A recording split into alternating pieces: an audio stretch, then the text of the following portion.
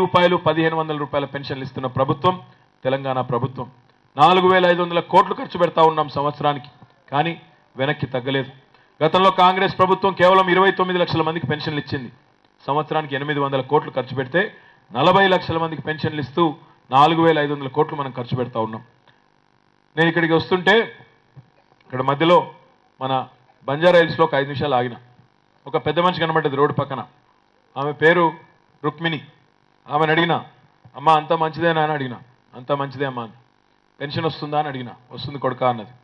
మరి ఇంట్లో అందరూ బాగానే చూసుకుంటున్నారా అన్న. బాగానే చూసుకుంటున్నారమ్మా.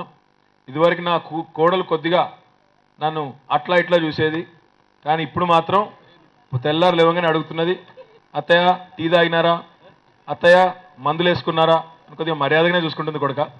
ఇదంతా నా పెద్ద కొడుకు కేసీఆర్ పుణ్యం అని చెప్పింది. మాట ఎందుకంటా ఉన్నా అంటే ఈరోజు పేదవాళ్ళలో కూడా ఆ పెద్దవాళ్లకు ఈరోజు గౌరవాన్ని కల్పించే విధంగా మనం ఒక మంచి కార్యక్రమానికి శ్రీకారం చుట్టడం జరిగింది.